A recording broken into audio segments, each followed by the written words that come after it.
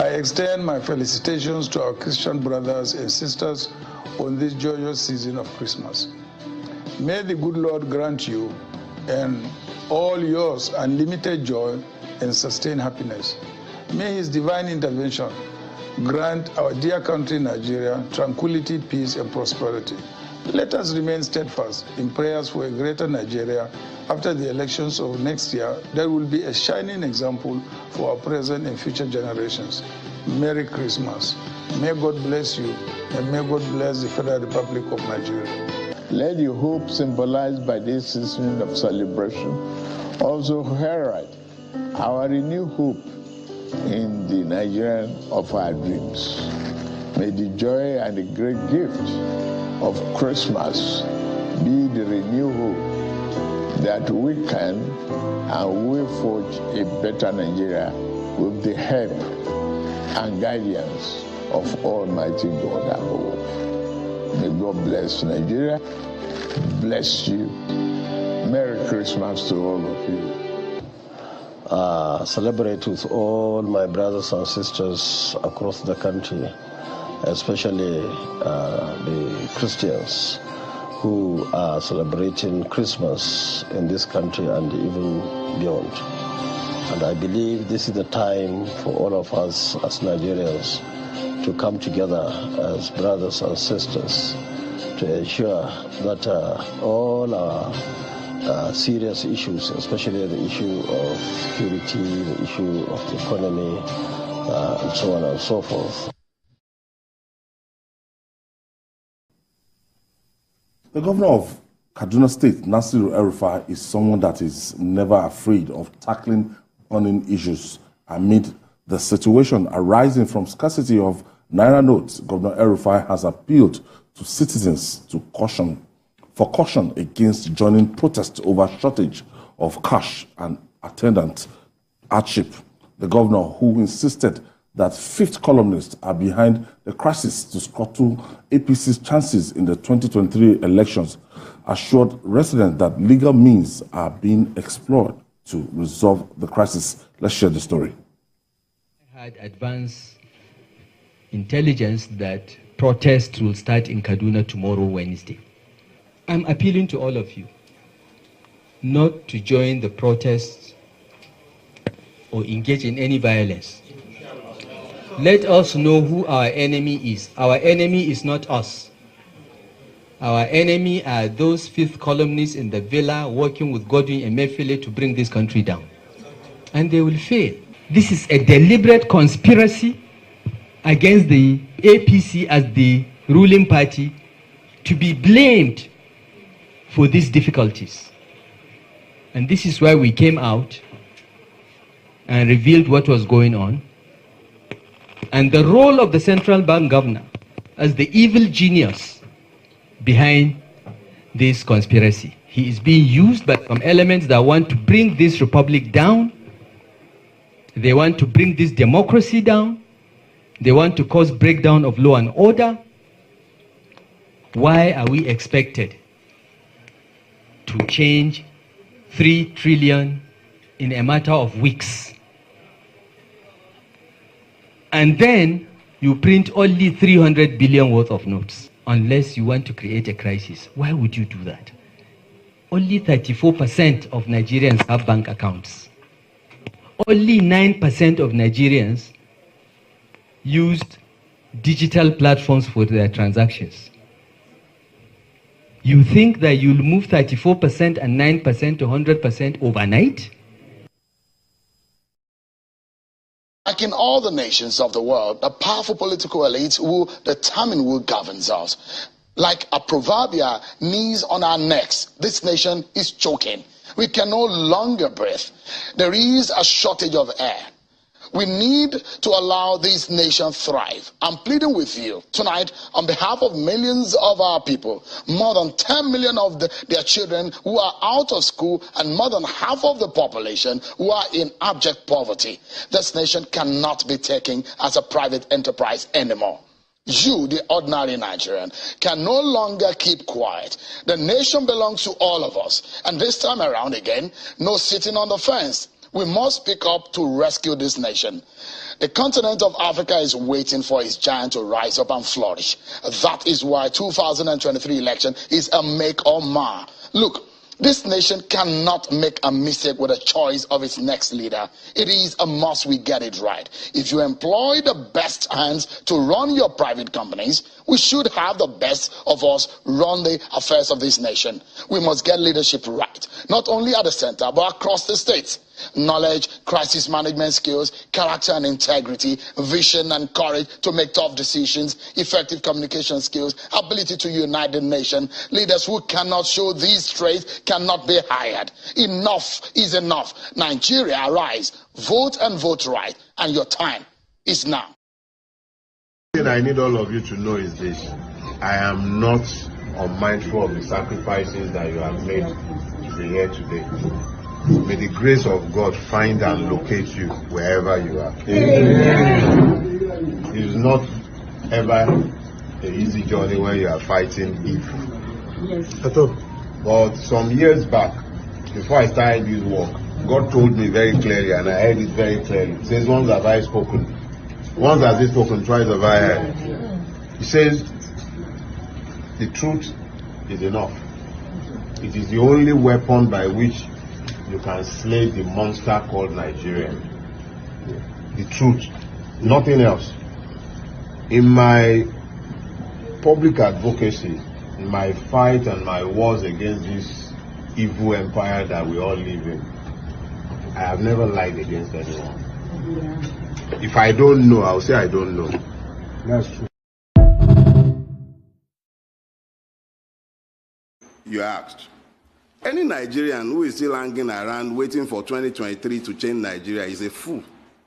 Line 20 Daily Faro me up and ask them to become president of Nigeria. 20 of me, 20. Multiply their brain power by 10, factor of 10, and then force them to operate the 1999 Constitution with the governance system that is enshrined in it. We shall fail spectacularly. The problem of Nigeria can never be resolved by personnel changes. The system is designed with impunity undergirding it, and it can never deliver anything positive to the Nigerian peoples. Be those Yoruba, Hausa, Igbo, Fulani, whatever they care to be. Make an Igbo man president of Nigeria in 2023 and force him to operate the 1999 Constitution. Complete waste of time. Igbo will continue to suffer the brunt of the wickedness of the Nigerian state.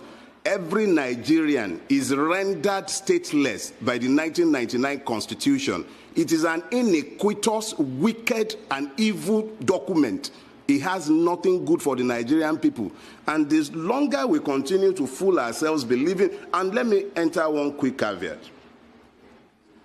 Our rulers are actually very intelligent when they care to be, especially when it comes to their own preservation.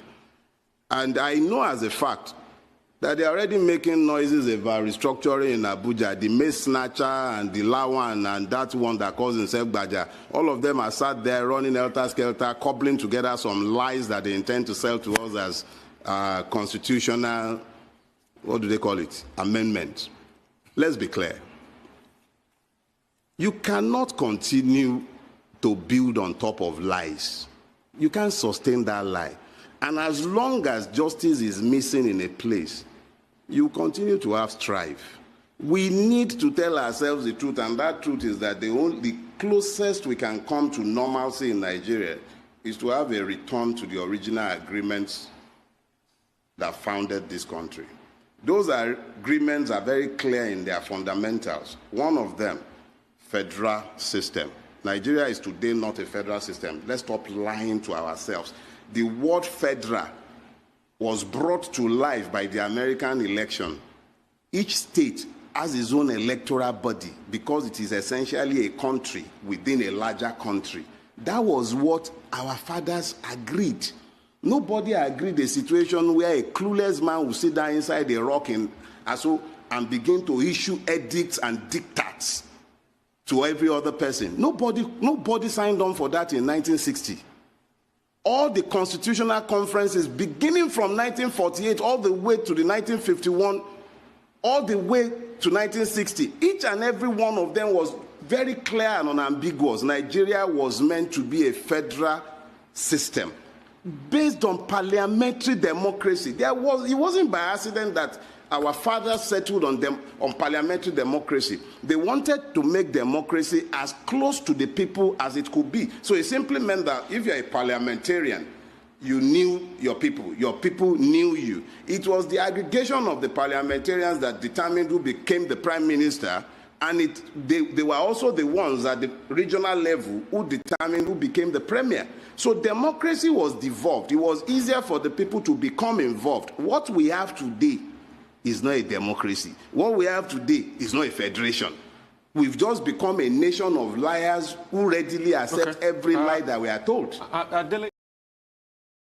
And I just take the last part of Order 38. That is order of the business.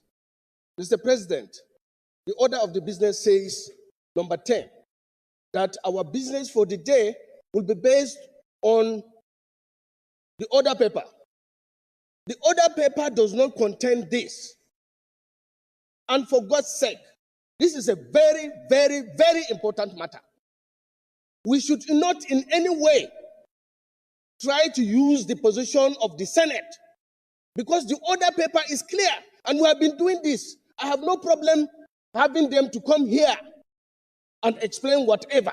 We have been doing that, but we follow known procedures. And that is, if today this thing has to be taken, you now quickly ask for supplementary order paper that will reflect this. And as you said, this is a very, very important matter.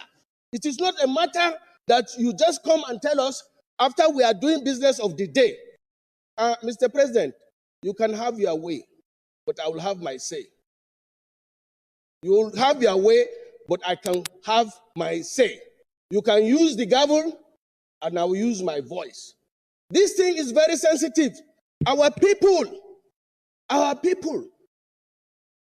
been dominated by this matter.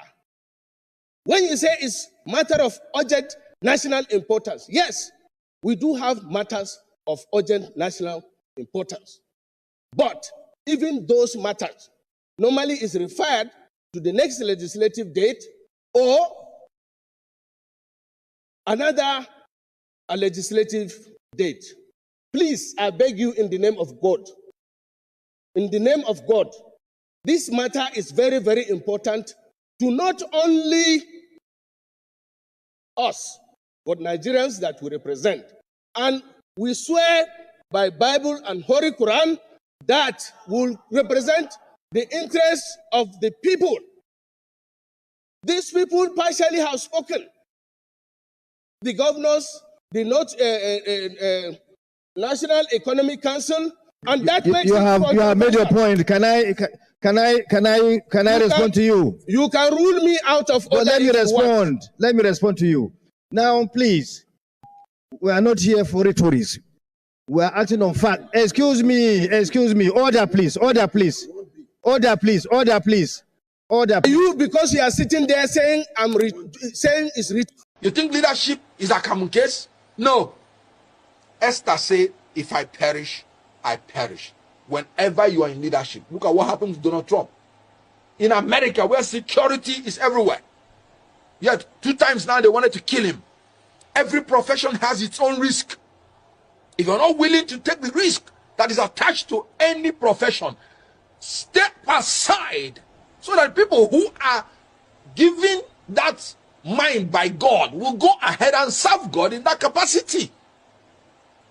If you're an actor and an actress and you say you're not going to hug babes and you're not going to kiss them, step aside.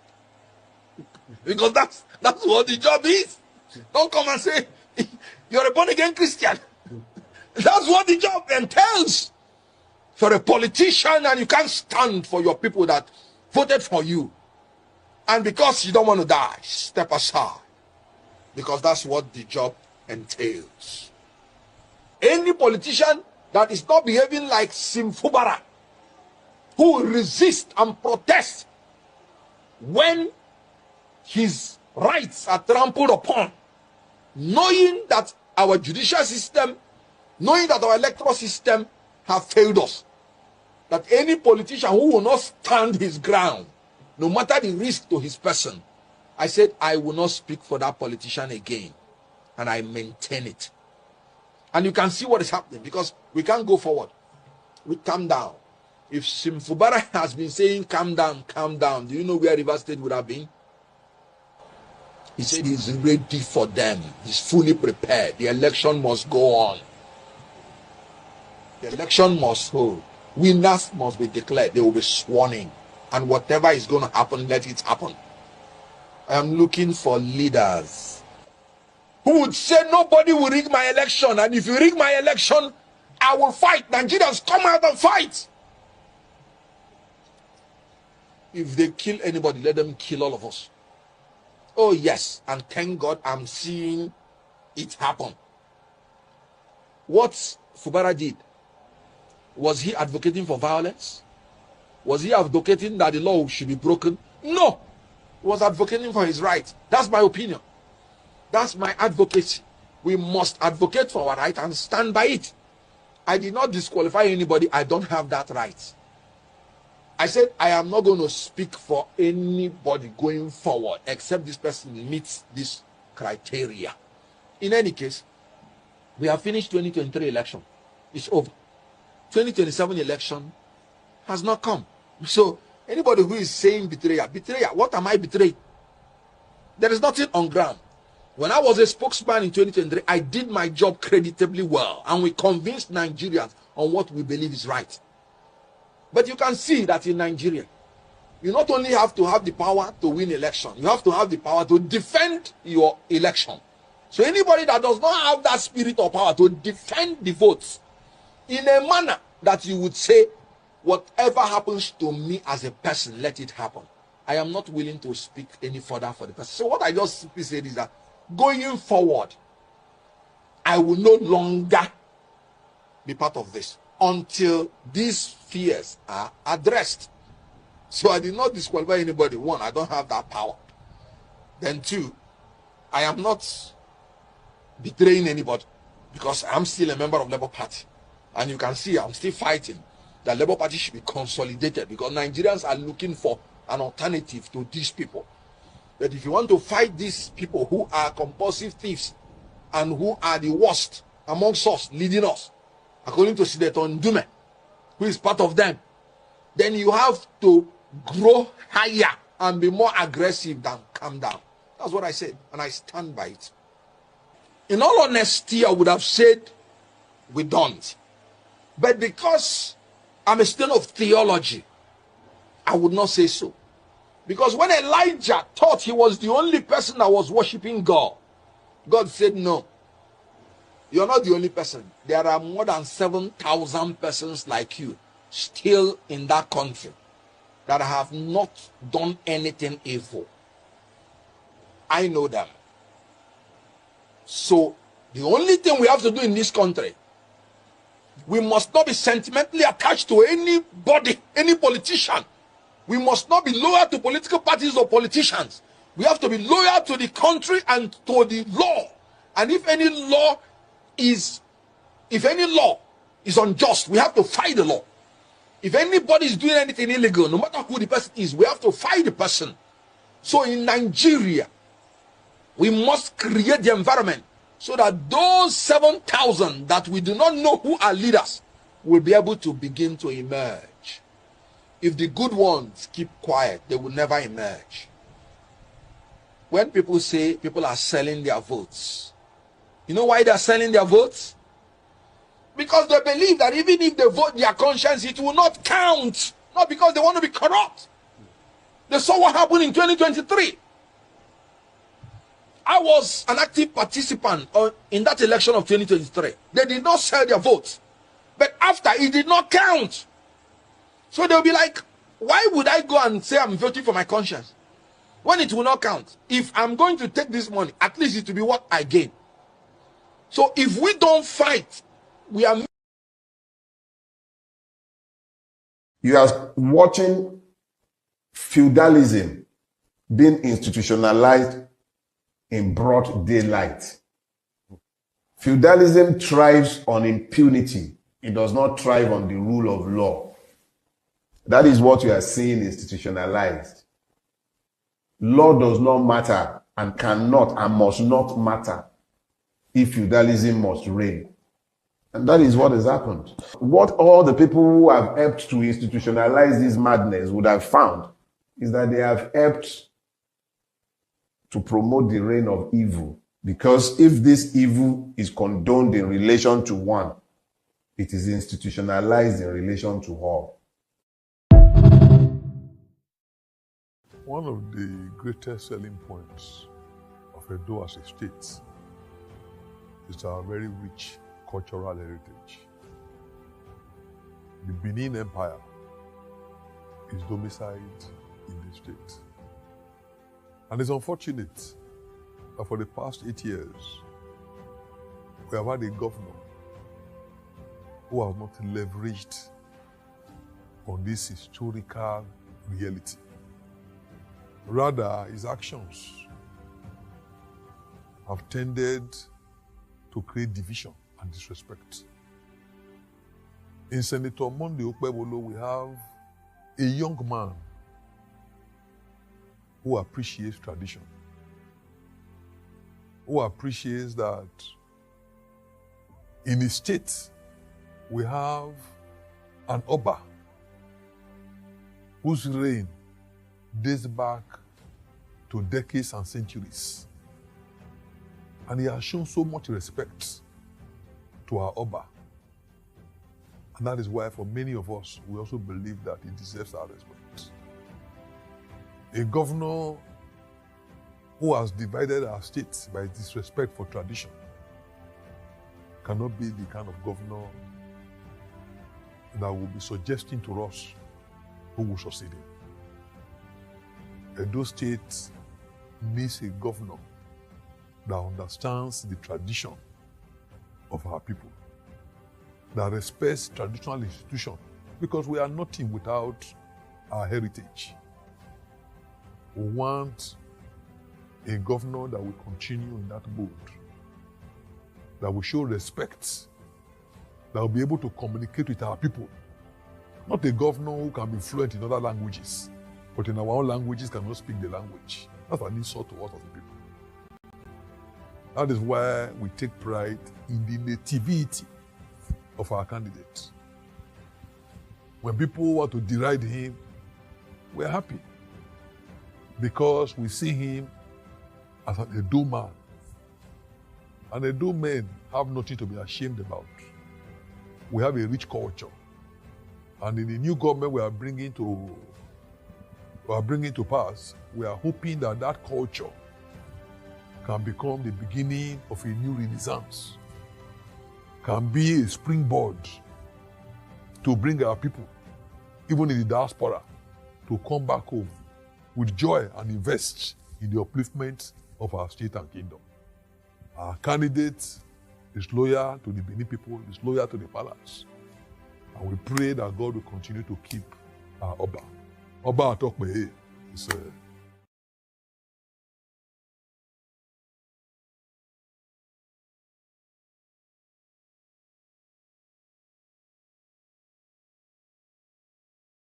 People protested when I was governor.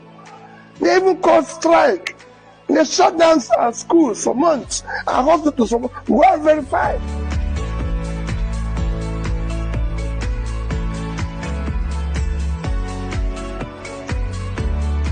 We need more transparency.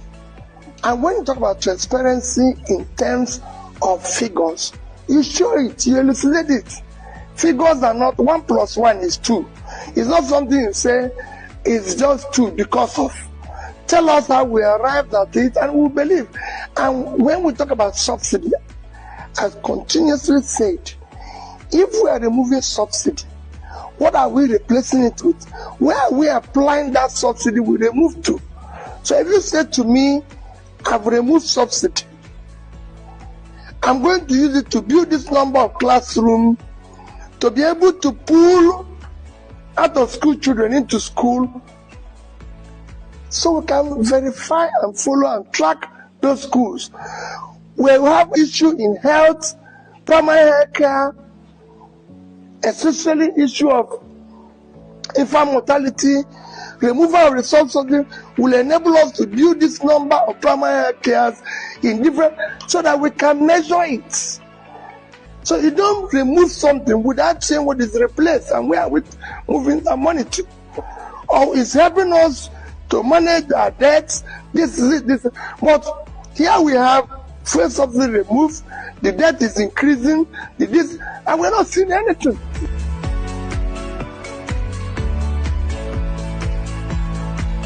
We have to continue our journey on democracy. It's government of the people, for the people, and by the people. However, we need to tweak it where we have some level of parliamentary system in it, like it's in South Africa. So we need to deal with issue of more scrutiny in our expenditure, in our borrowing, in efforts to be able to ensure that our scarce resources is prioritized to areas of urgent need for development, from security, food, all those areas, education. I'm not preoccupied about 2027 election. I'm preoccupied by Nigeria sitting today and having a better life. I've said it before, my politics is not about the election. I am not desperate to be president, and I don't want to. What I want to hear is that fuel prices are coming down, bread is getting cheaper, Nigerians are not. You cannot be talking about 38 million Nigerians facing hunger, and I'm talking about next election. Let's talk about hunger. Let's talk about managing our resources today. Let's talk about doing the right thing, the right behavior, showing example to the younger ones, growing up that we're leaders.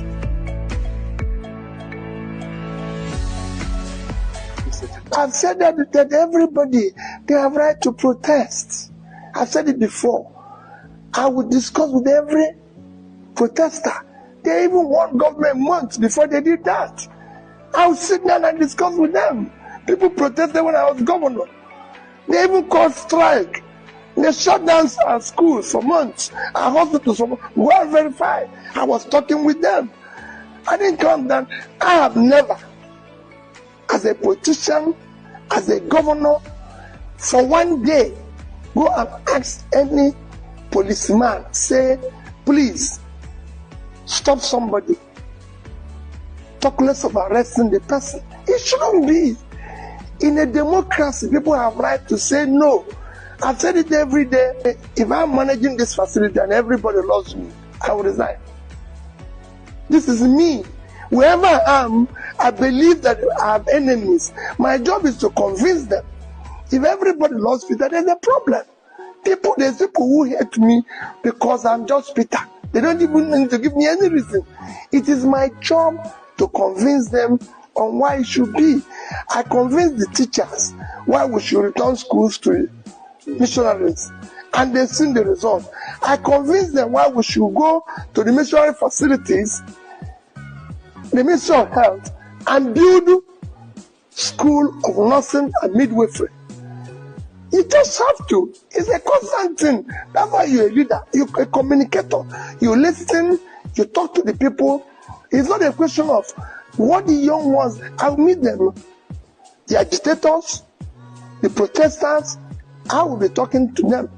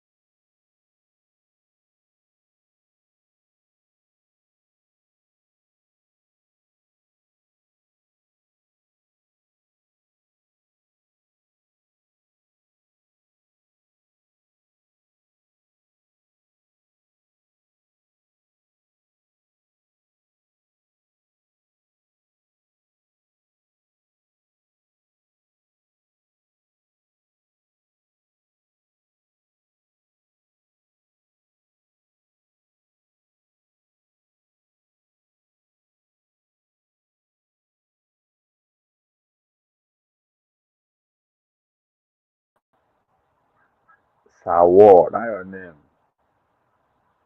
Your name is Strongo. Ronald is here, sha. Happy New Year too. Una welcome to all our politics. Today, not, today is the last day of the year. Let me see. What's today's date? Oh, that's true.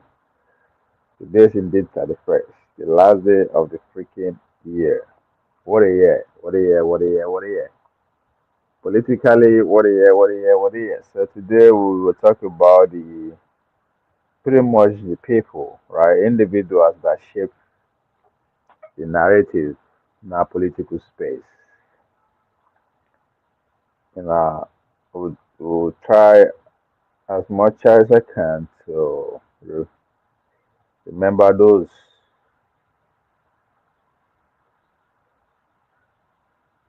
who make 2025, 2024, who stick to the spirit of no grief for anybody. I think that's what they started the year with, if I'm not mistaken. So the term political animal was first coined by Aristotle, right, who believed that humans are naturally social creatures and that our ability to live in communities is what sets us apart from other animals. In this sense, being a political animal means being a social animal that is capable of living and working with others. So it's also fall in the my realms of seeing politics. One I say honor politics, right? When Dele Paratimeters they do not die in their world. When you or Ivarari said that the major difference between us and the other animals is that we can work together in tens, thousands, of millions to make things, to create the world that we have today. So we will try as much as possible with look at those people and how they embody that spirit of working among, regardless of who, right? But before we go ahead, before I go, I think make this since tomorrow now we are stepping into a new year, I believe tomorrow. So changes too. I will I will structure I will restructure the platform in a way. Not necessarily anything will change, but the content and the things we talk about will take a different dimension, right? So I will have a specific days or hours to talk about women in politics. right? Women in politics, general, the roles of people like Ireti Kingibe, who are the elected officials, the Okunjo-Iweala of our time,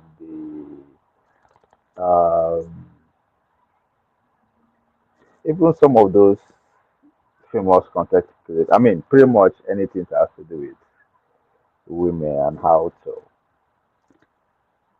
Why is it that I don't even see any group of people who are championing the quote unquote pushing women for the highest office, for instance. I don't see anybody talking about the about women rights, for instance. There's so many things. So there will be a specific to talk about that. But another one is that turn, the Nigerian story. The Nigerian story is pretty much going to be like a movement. We'll have a day or time to talk about that, whereby the goal is to bring Nigerians together, not by tribe, religion, but share stories that we can relate to. The Nigerian story, whatever that is, but we'll try and connect ourselves globally and see what we can do with that kind of movement. So going forward to 2024 will be different a little bit.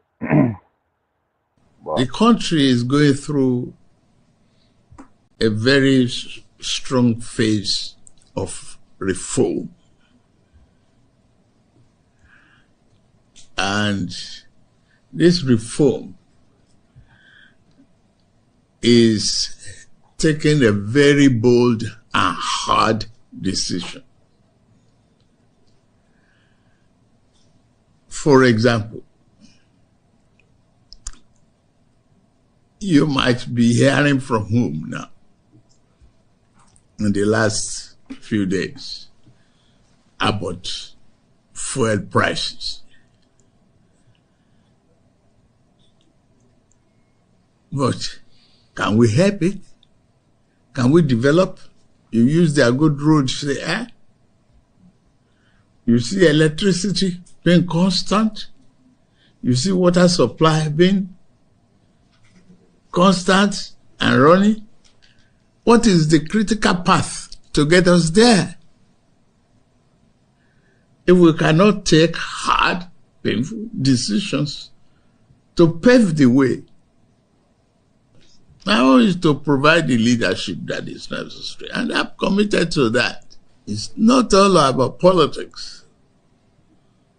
If you are afraid of taking the hard decision when it is time to do it, you probably will not be able to build a national consensus any day, anytime.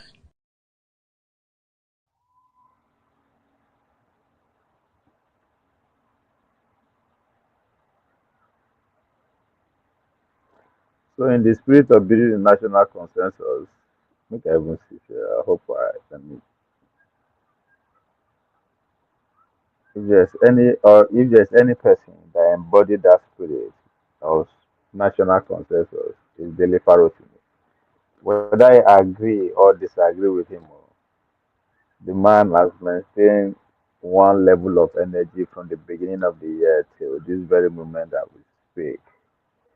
He was able to solo on his own, stick to his guns, stick to his gun, articulate his stories perfectly well, and he was able to go through, pierce through the power that be. And if there's anyone that wants everything that embodied the spirit of the Nigerians of yesterday, today, and possibly where we are headed tomorrow, is the man called the Lefarosimi. So it's at the top of everything that you can think of today. Is that political animal that believe that, and every Nigerian does not hate his neighbor or his friends or regardless of how anybody find his space with the right given environment. Every Nigeria try to get down and do business regardless of who that person is. That's another story or aspect of daily Farotimi spirit that they maintain from the beginning of the year till today. We not go forget the events like this. You know, Ruben Abati's statement that Ndi Igbo do not sell land to the outsiders, it's very unfortunate. It's unguarded. And I think it was meant particularly to malign Ndi Igbo with very ulterior motive. Let me start. My father was into real estate business. And before the war, a man who was not from my town bought a land, had his documents.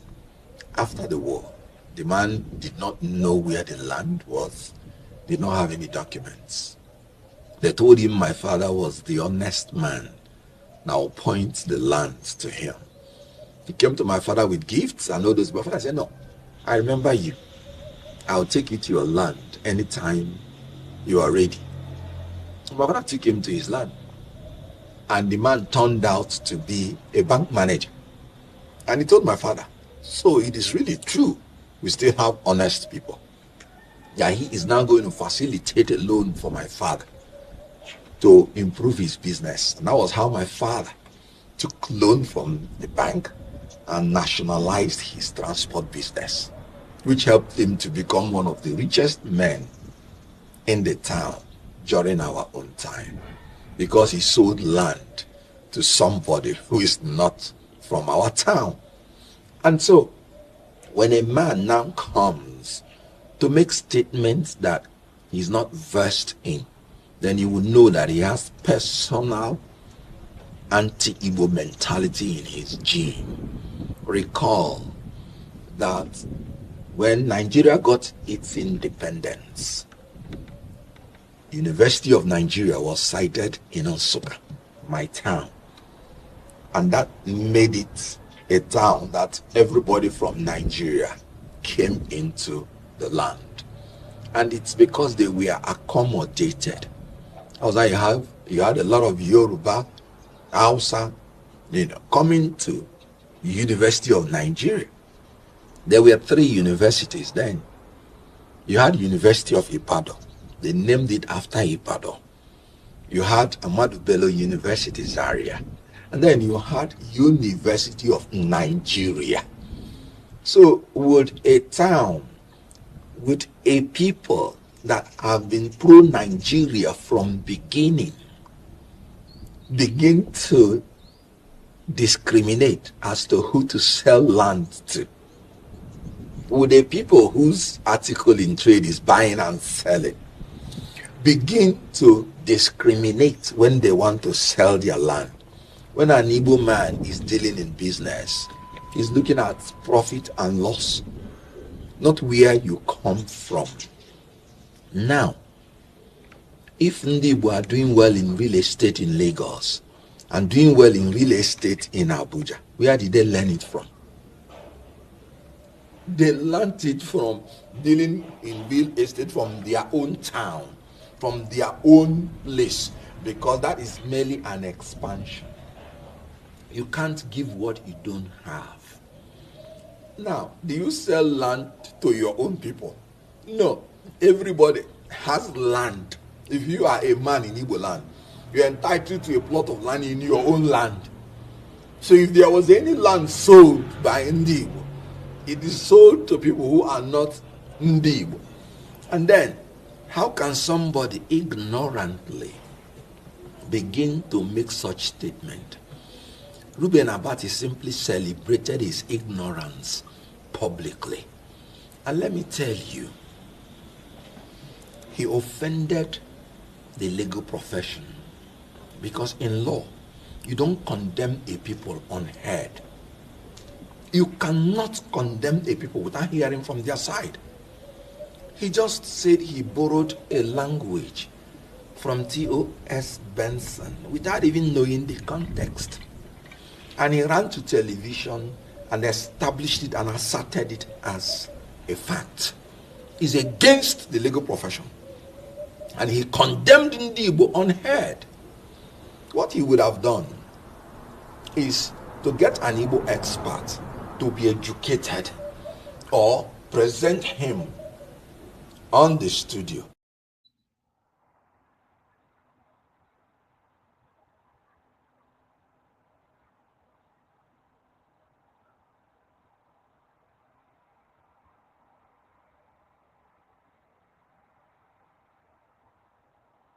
What the president essentially is doing is trying to pull all the resources to the southwest, particularly Lagos. Many of the oil companies are in Niger Delta, are in the Delta region. That's where they have their operations. But their headquarters are in Lagos. They pay VAT to Lagos. Dangote is paying VAT in Lagos with his factories in the north. What has Lagos done to earn that? So Lagos is getting all of that money. And now you're saying, oh yeah, that money is ours, that money is ours. No, it isn't. Lagos is what it is today thanks to the Nigeria's Commonwealth. All the infrastructures were built by Nigerian Commonwealth. The ports, the bridges, the everything. If anybody asks you, you must pay. So people need to be sensible. We are the resistance they call in the old Zulu adage, Ubuntu. You are who you are because of me. It's common humanity. Northern governors met in Kaduna to talk about VAT. Oh, and they want to accrue more money. Let me say that they were not there for God and country or for the region. They were collecting there because they're not going to get more money.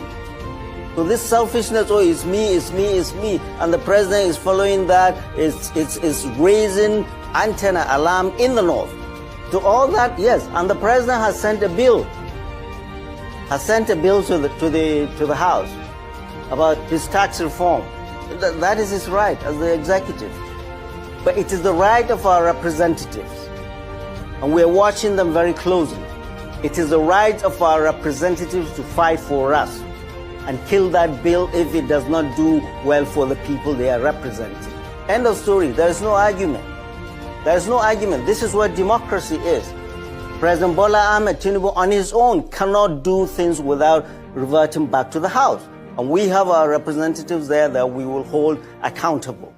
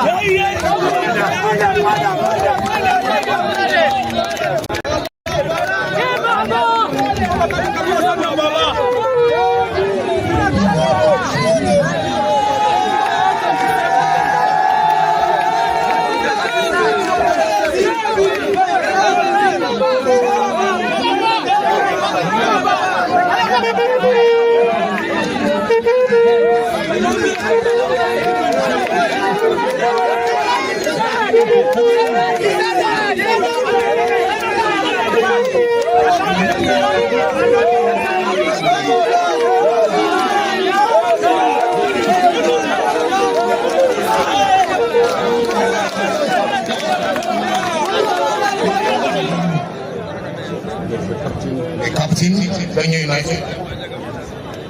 The captain, Ghana United, Suleiman Damba.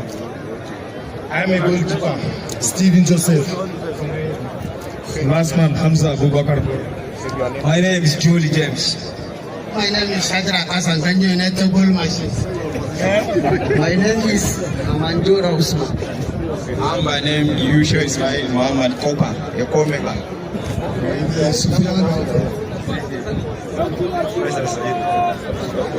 Shaya Abraham, Enoch Edison. Let's put some hands together for Daddy. Our president can play basketball. Waziri yana da wato asali ready because the ball. Let's overcome our fears. Let us see how economic reforms has been unfolded, can be a new opportunity for us to reset, reconfigure, and reshape the economy of our region. Insult, abuses, innuendos, and all sorts of tantrums being thrown to a bill like this will not help us. And for those of us who are representing the people, it is time for you to study the bill. I've seen a senator on TV talking about this reform. It's clear that he doesn't even read what is in the content of it. They just ramble and talk to sentiment. And how can that help? Because if PDP goes down, then we are confronted as a people, as a nation, by a one-party situation. And for us not to find ourselves in an eventuality of a one-party situation, Nigerians, irrespective of their membership of the People's Democratic Party or not, must rise to this occasion and urge the PDP to do what is right. And if you ask me what is right, let Ambassador Elias Udamagum revert to his original position as Deputy National Chairman and let the North Center bring forth a replacement for IU. This matter is this simple. And I believe that with the leadership that Senator Bala Mohammed has provided, we can get there. That's the dumbest argument I don't ever hear. The most foolish arguments ever. When I'm not going to put in a party together, the other Nigerians, and you're telling Nigerians that Nigeria will become a one-party system in PDP. How does that happen? I will think of that Nigeria. Labour Party knows it there. I will NIPP knows it there.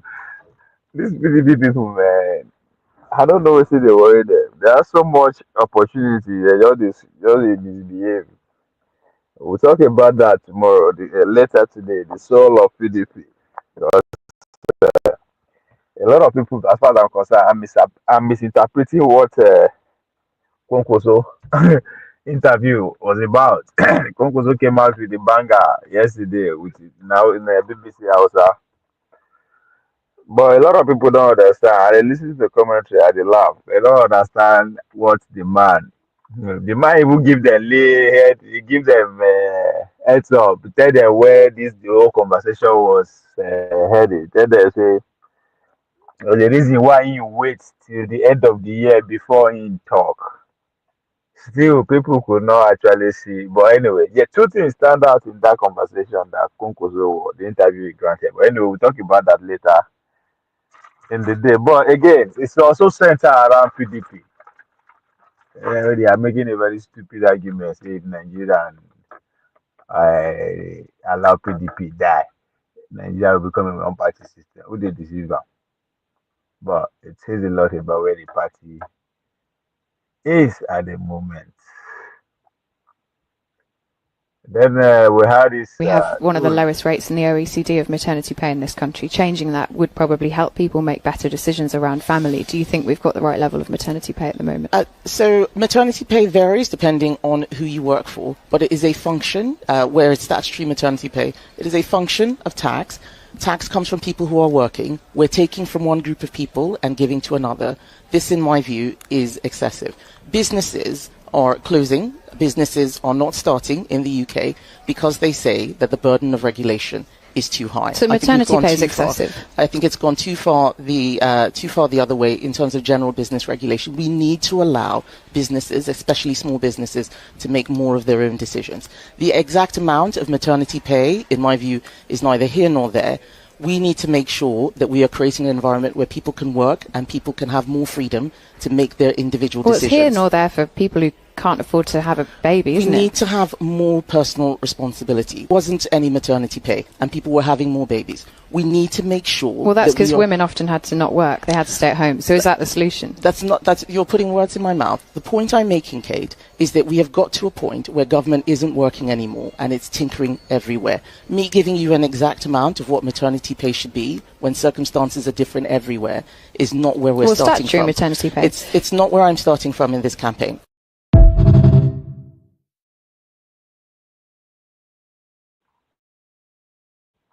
One of the reasons why I want to start women in politics show is because of political animals like Kemi. It's sad that for I don't know, for reason best known to some people, they are trying to turn her. They are trying to focus the conversation around Kemi about okay, uh, she doesn't know what she's doing, blah blah blah blah. I mean some, but they miss the whole point that whether you like her or hate her, going forward into 2025, 2026, 2027, 2029, up to their election, she is going to be at the center of politics, not just in Britain, but regionally and globally. It was in a man she be. The conversation would not be about whether she is here or not. The conversation about how genius of a move she's pulling. Because what people don't are missing in that conversation is that she's merely a messenger to the Nigerian, to the immigrant community in the US. But of course, the Nigeria at the standard stage, maybe the Nigeria principle and Nigerian principle for you here. I don't know, but I can argue that. But as time goes on, when the conversation don't begin to take shape, when people like Naja Faraj come into the conversation, then you see where she is coming from her argument. Then you understand how good she is in this political game that she's on. So stuff like that will make me talk about or have a show that just center around women in politics, not necessarily her, but she's a prime example because she's at the center stage of Vietnam. But those people who are actually doing a lot of making moves in other spheres of our society that actually shape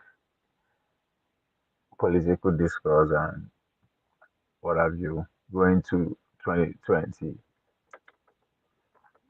pipe. Um, Another conversation again that actually we lost in our subconsciousness for a minute that took place in 2023. It's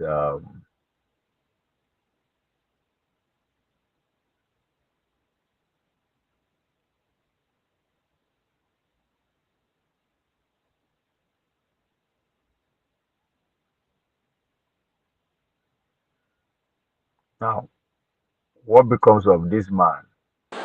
Just before we won the elections and got sworn into office, no thanks to the NBA conference in this same Lagos, in this same venue, I pinned down and trended the internet for almost a month for wearing sneakers to your.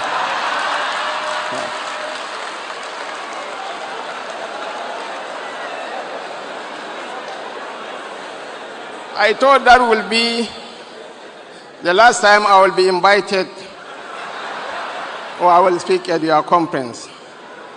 However, it is revealing to see that wearing sneakers or not is not a requisition to be at NBA events.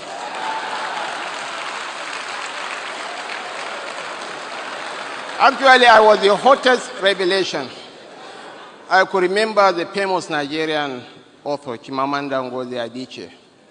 When we were holding the conversation up here, she was busy taking my pictures and, I was wearing my Mango Park suit, I had to retrieve my...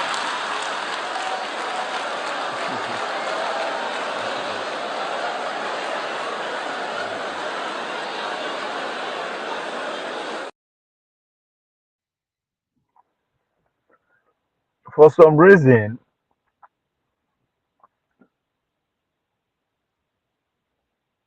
the Shetima refused to be silent. No, not from the way we understand trying to know, not. But as a vice president, who pretty much there's no policy, there's no economy, I mean, somebody should tell me any work officially that has been given to Shetima, other than sending a message to appear here, and there to speak and all that. Unlike unlike during Atiku Abubakar days, who was pretty much the national economy was pretty much left under his control 100%, while Obasanjo was navigating the international community. I mean, even what's his name, Oshibanjo, well, because of the circumstances surrounding his boss' health and all that kind of thing, he had the opportunity to run on counting, and he proved himself very well that some section of Nigeria begin look at him as a future. But for this guy, Shetima, I mean, a Muslim ticket, pretty much. That was what brought him into the fold. There was no time. There is whatever he has achieved in his professional life and what he can do what he has done as a governor and all that was pretty much overshadowed with the mantra of Muslim ticket, which achieved the aim. They won with that mantra at the expense of Shetima's own talent. But in the midst of all that, anytime he has the opportunity to talk to the people, he pretty much do everything he can to make sure when you leave or you leave that environment, he will still, regardless of voting the event about, but you put something in your head that we stick for a couple of days, if not weeks. So it's somebody I think is going forward a lot of conversation, especially 2025 is going to be about party politics, right? And Konkoso coming out and speak the way he speak yesterday says a lot about what is going on in APC and PDP going forward. As I said, we'll talk about that much later in the day when we talk about the party politics. So, and I would not be surprised if Shetima will be the first politician to pick a female vice president in Nigeria for obvious reason. As I said, anytime we get opportunity to talk, he always take a shot at responding to women, not necessarily insulting or degrading women, but he find a way to always poke at that community, that constituency of women. He always find humor, something around them. So I would not be surprised if you pick one of them going forward as a running mate, regardless of the political party he will find himself going forward, because it's going to be interesting how we're in the scheme of things. So I would not be surprised if he did that. I mean, he put a shine light on Chimamanda Adichie. That's a good one. I mean, it shows a lot about his IQ, intelligence, and what the power that lady hold in the, not just in Nigeria but international community. So for him to find a way to bring her into the conversation, that's a good one. Now, again, him responding to Kemi, a lot of people like kind of like, oh, it's too solo, blah blah blah. But I say yes, he's a man that knows actually where what he's doing. He's looking at the future. This is, I mean, Kemi is in his 40s. Chimamanda is in his 40s, in her 40s. They are both in their 40s who are trailblazers.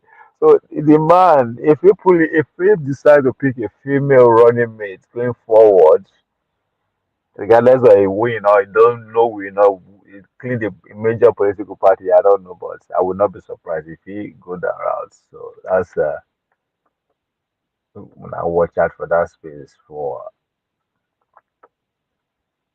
Shetiama. Um, 20, another man that that whether we like it or not, is it's good at what he does. Is this man right here? I mean, you said 3 or 4 candidates. Are you discountenancing That's what I'm bringing for, because the other candidates? You know, I must admit that Rabiu Kwankwaso has established himself fairly well. Now, He has established himself. He has become. He's not. He's not a media survey personality. All right, but I am a professional, and I'm viewing his campaign from a professional eye, and I say that this is a quantum that must be recognized. But all the other candidates cannot push Kwankwaso away in this equation. All the other candidates of, say, Accord Party, a few other parties that have also shown up, you're not exactly bringing them into reckon. It's not that. It's not that we're not, I don't bring them into reckon. I see potentials in them. As a party, at our own campaign level, we're talking to SDP. We're talking to even Kwankwaso again and his team. We're talking to PRP. We're talking to ADC. We want to bring together. It's not a private enterprise. It's not a personal matter. It is, we're going to bring together, a coalition of political forces, in an arrangement whereby we all can come now. INEC has published the list of candidates. Labour Party is not everywhere. Kwankwaso and the group, they're not everywhere. So we can have an arrangement. We can have information that says that those of us who are in this coalition, we will support any candidates where we don't have a candidate. Do you understand? We're talking, and I believe and I trust God will help us that between now and December, we will bring together that alignment politically in the country, and the country, will be best for it, so that whoever wins, is not just winning on a solo effort. We're winning with the cooperation of as many groups as possible.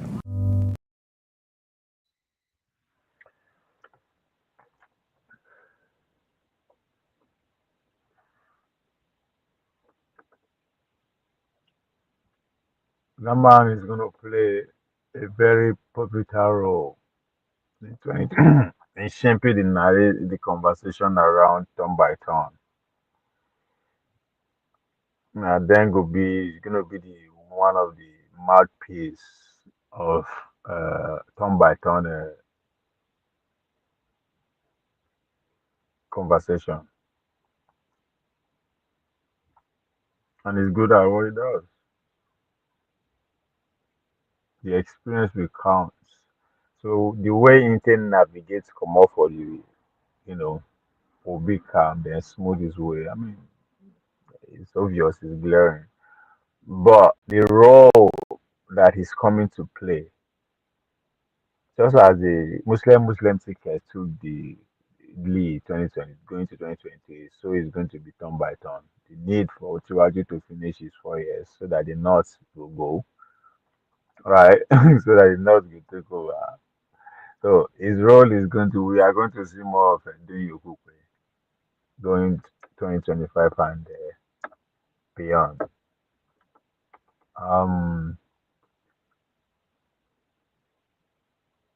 There are people that shape the conversation and are still going to continue shaping the conversation going forward. Of course,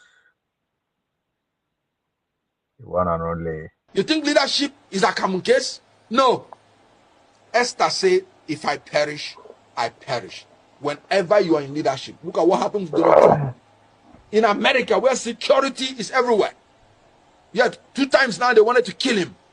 Every profession has its own risk. If you're not willing to take the risk that is attached to any profession, step aside so that people who are given that mind by God will go ahead and serve God in that capacity. If you're an actor and an actress and you say you're not going to hug babes and you're not going to kiss them, step aside. Because that's what the job is. Don't come and say you're a born-again Christian. That's what the job entails. If you're a politician and you can't stand for your people that voted for you, and because you don't want to die, step aside. Because that's what the job entails. Any politician that is not behaving like Simfubara, who will resist and protest when his rights are trampled upon, knowing that our judicial system, knowing that our electoral system have failed us, that any politician who will not stand his ground, no matter the risk to his person, I said I will not speak for that politician again, and I maintain it. And you can see what is happening, because we can't go forward. We calm down. If Simfubara has been saying calm down, do you know where Rivers State would have been? He said he's ready for them. He's fully prepared. The election must go on. The election must hold. Winners must be declared. They will be sworn in. And whatever is going to happen, let it happen. I am looking for leaders who would say nobody will rig my election. And if you rig my election, I will fight. Nigerians, come out and fight. If they kill anybody, let them kill all of us. Oh yes, and thank God I'm seeing it happen. What Fubara did, was he advocating for violence? Was he advocating that the law should be broken? No. He was advocating for his right. That's my opinion. That's my advocacy. We must advocate for our right and stand by it. I did not disqualify anybody. I don't have that right. I said I am not going to speak for anybody going forward except this person meets this criteria. In any case, we have finished 2023 election. It's over. 2027 election has not come. So anybody who is saying betrayal, what am I betraying? There is nothing on ground. When I was a spokesman in 2023, I did my job creditably well, and we convinced Nigerians on what we believe is right. But you can see that in Nigeria, you not only have to have the power to win election, you have to have the power to defend your election. So anybody that does not have that spirit or power to defend the votes in a manner that you would say, whatever happens to me as a person, let it happen. I am not willing to speak any further for the person. So what I just simply said is that going forward, I will no longer be part of this until these fears are addressed. So I did not disqualify anybody. One, I don't have that power. Then two, I am not betraying anybody because I'm still a member of Labour Party. And you can see I'm still fighting. The Labour Party should be consolidated because Nigerians are looking for an alternative to these people. That if you want to fight these people who are compulsive thieves and who are the worst amongst us, leading us, according to Sideton Dume, who is part of them, then you have to grow higher and be more aggressive than calm down. That's what I said, and I stand by it. In all honesty, I would have said we don't. But because I'm a student of theology, I would not say so. Because when Elijah thought he was the only person that was worshiping God, God said no. Just show himself. You're not the only person. There are more than 7,000 persons like you still in that country that have not done anything evil. I know them. So the only thing we have to do in this country, I appreciate that, man. Thank you. we must not be sentimentally attached to anybody, any politician. We must not be loyal to political parties or politicians. We have to be loyal to the country and to the law. And if any law is unjust, we have to fight the law. If anybody is doing anything illegal, no matter who the person is, we have to fight the person. So in Nigeria, we must create the environment so that those 7,000 that we do not know who are leaders will be able to begin to emerge. If the good ones keep quiet, they will never emerge. When people say people are selling their votes, you know why they are selling their votes? Because they believe that even if they vote their conscience, it will not count. Not because they want to be corrupt. You saw what happened in 2023. I was an active participant in that election of 2023. They did not sell their votes. But after, it did not count.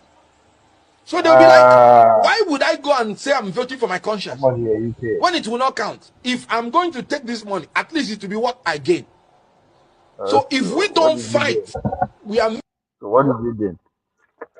What did you gain?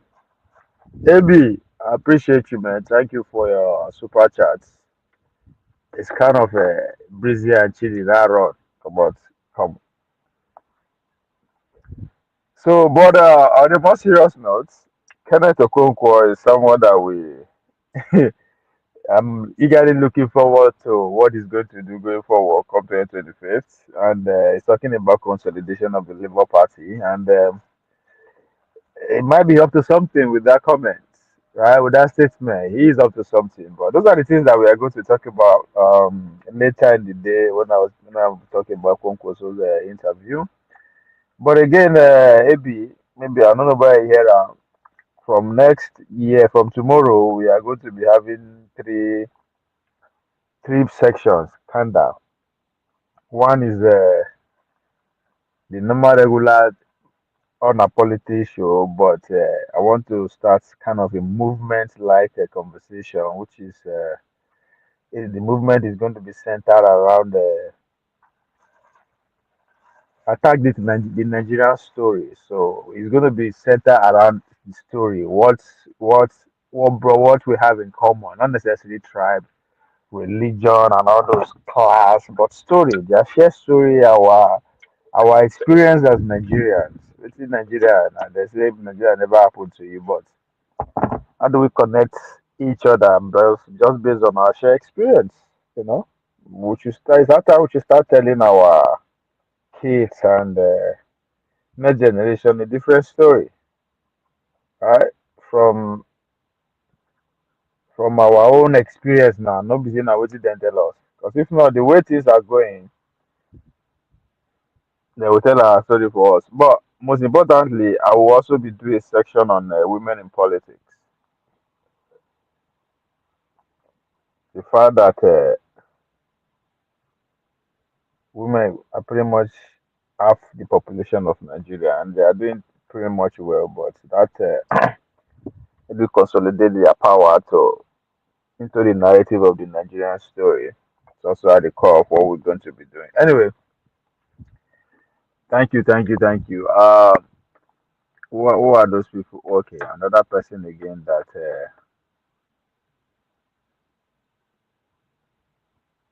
leave that spark conversation this year in our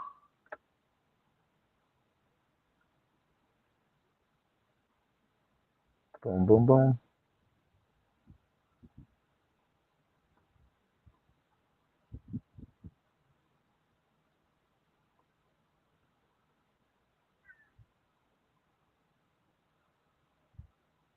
The chance in Edo State to be able to see this. So that's why I say that argument is not tenable. It's best your candidate should come, because as I speak now... Your statistics is wrong, Rufai. Your statistics is wrong. Give me your own. I am telling you that people can no longer feed in Edo, not to talk of subscribing to internet. Give me your own statistics. People can no longer feed, not to talk of subscribing to internet. Nobody is watching you. So that's the truth. Nobody is watching you because give me your own don't have money to watch. If you me your own statistics. If you want Mondi Okpewolo to come to your, if you want Mondi Okpewolo to come to your to your interview, try as much as possible to subscribe for the audience of Edo. Then it will come.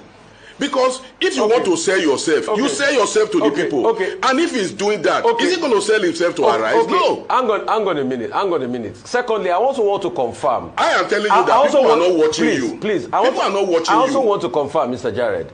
Did Edo State APC at any point ask Arise presenter Rufai Oseni to bring $1 million to interview Mondi Okpebolo?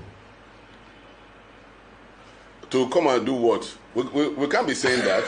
What I am telling you is, I'm just asking. You are saying people subscribe to internet. Yes, those people are they in Edo? Are they in Edo to start with? With due respect, what I am telling you that people don't even have money. Obaseki, so why are you here? Your Obaseki. So if people don't watch Arise to the level, because if people don't, because I can afford it. If you don't watch Arise, and you think I'm supposed to. So why are you on this interview?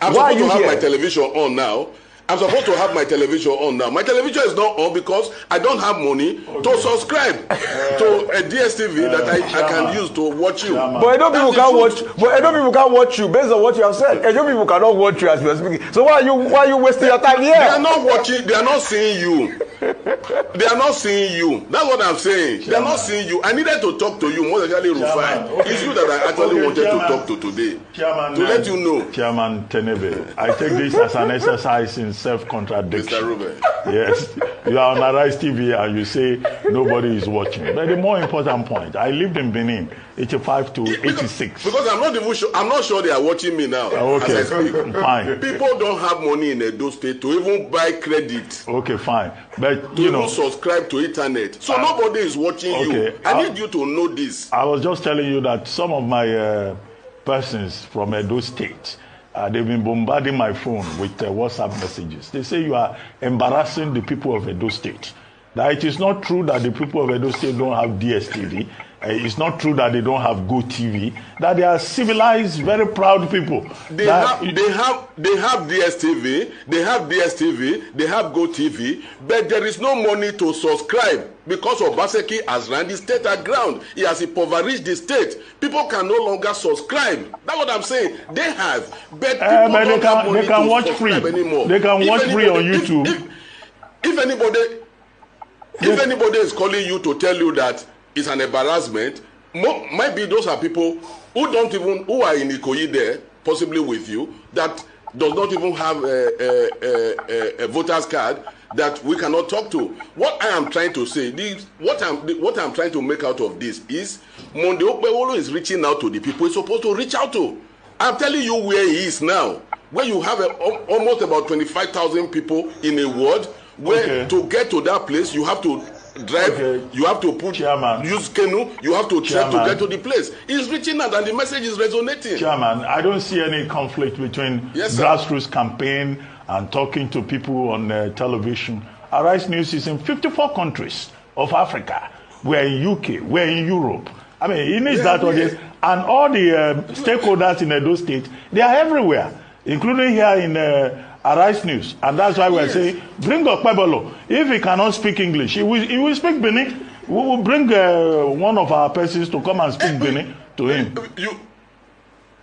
At least you have seen Okpebholo moving motion in the Senate before. Oh, okay. So the idea of saying he cannot speak English is not even there. You have seen him in live in our campaign live programs. You hear him talk. So the idea of saying he cannot talk is not even there. I'm telling you the reason why he cannot buy ticket and come to Lagos, because it will be a waste of time. He doesn't need to come to Lagos to go and talk to about just 300 people who can subscribe. You are in Benin. We interview you from Benin. He doesn't need to come to Lagos. We'll come and meet him in his room. He doesn't need to come to Lagos. We'll come and meet him. Will he have to waste his time?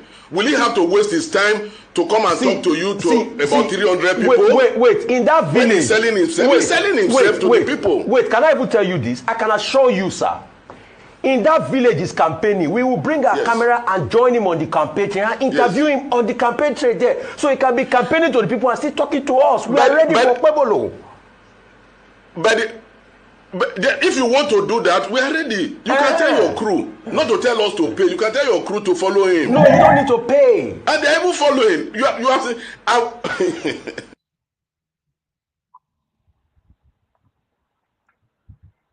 I mean, we all know how that the whole story ended. We know who win the contest. Not Tenebe just decisively able to sell his candidates in opposition then, but Monday his candidates went ahead to clinch the victory and up becoming Edo governor as we speak. But it's also interesting to know that Arise as an organization are one entity that are very active in our political space. Their partisan is very obvious and is glaring. But the question that we ask us today is, now that Arise went from from PDP gradually to obedient, then back to PDP now,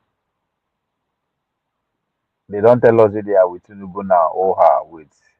I mean, for Tinubu to pick Arise to lead the charts, the presidential charts, says a lot that. So going forward, as I said, the conversation is going to be more about political competition. Party politics we won't go into 2025.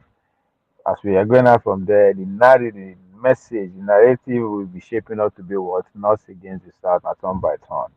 So, of course, Arise are going to be 100% behind that narrative of turn by turn. So, in other words, they are heavily going to be on Tinubu side. So, but what become of Hosseini relationship with Abati in the studio? That would be something very interesting. Something I'll be looking forward to see how it's going to shape up because they may get choice. Since the campaign slogan is going to be turn by turn, South turn, Tinubu must complete his 8 years. Where are they going to be? All right. So we'll pay attention to that space.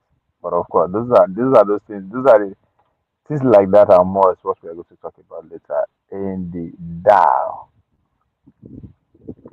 So politically speaking, 2023, oh, you can't it's going to be very interesting. Very, very interesting though.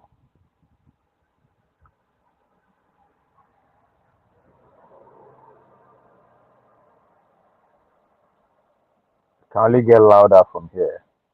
That's one thing I know for sure. Nothing is going to. If Peter Obi gets all the vibes pointing to the fact that his supporters don't want him to be running mate to anyone, he's not likely to agree to be Atiku's running mate. And he too will be pushing that Atiku should back his candidature. So this situation is still fluid. We are in 2024. It's still 3 years to the election. You know, election is 2027. It's still almost 3 years to the election. So the people, all of these permutations, yes, politicians are very confident, very optimistic people. But you and I know that there are issues. And the opposition is generally weak to muster the capacity to take on the ruling party. It's difficult in a season when the opposition parties are being fragmented. You can see what's happening in the Labour Party now. No, it's already fragmented. The leadership of the party has been disowned by the likes of Governor Oti, the sole governor, the platform of the party. The leadership has been disowned, but the judiciary has insisted that Abure is the leader, is the chairman of the party. Obi and his supporters are not likely to take this. The labor arm of the Labour Party is also not likely to take this, which could eventually lead to the fragmentation and dismemberment of the Labour Party. Where will all of this also leave Peter Obi's ambitions? You know? So these are questions whose answers are blowing in the wind, Brian.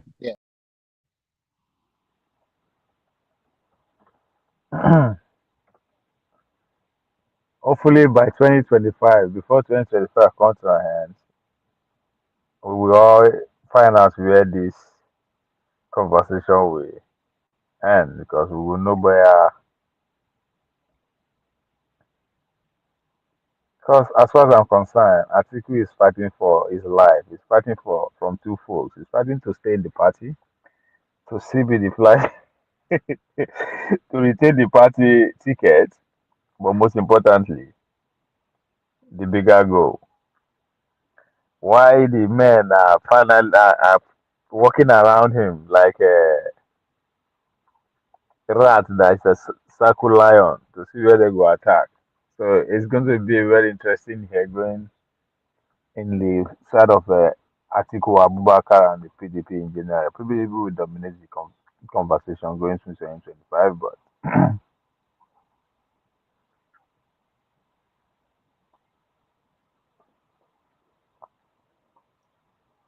Plus, they don't give Tinubu 1.5 billion.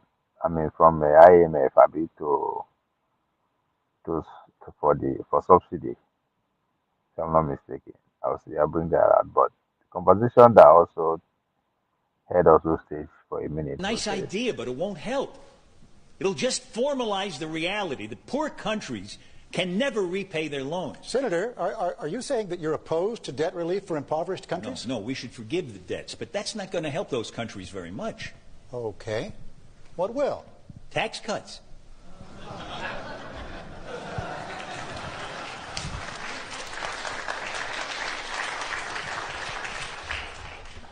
Some African tax rates are the highest in the world. In Tanzania, the 30% rate kicks in at $475 of income. Plus, they have a 20% value-added tax. It gets added to everything you buy. Those high tax rates make it impossible to build capital in those countries. So nothing gets built, not factories, not roads, not anything. Poor African countries have the lowest wage workers in the world. And yet a company like Nike, for instance, can't put a factory in one of those countries because of the oppressive tax rates. Taxes have killed any possibility of economic development. They've killed any hope of these countries ever helping themselves. And that leaves them completely at the mercy of charity and loans. And here's the worst part. You know why those countries have such high tax rates? Because of us. To show us that they can raise enough money to pay back their loans. But taxes can't raise any money if they kill the economies. So it turns out that the tragic, unintended consequence of our good intentions toward Africa, our kindness, is that we have encouraged those countries to lock themselves into a gruesome economic depression. If we don't urge those countries to cut their tax rates, they will never grow their economies. People will live lifetimes of unemployment. Disease will be rampant. Poverty will be permanent. And children will be hungry. And our charity will never be enough. Never.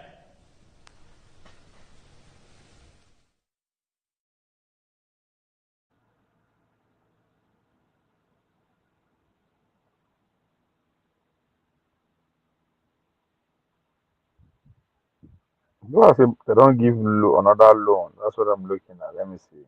As at yesterday,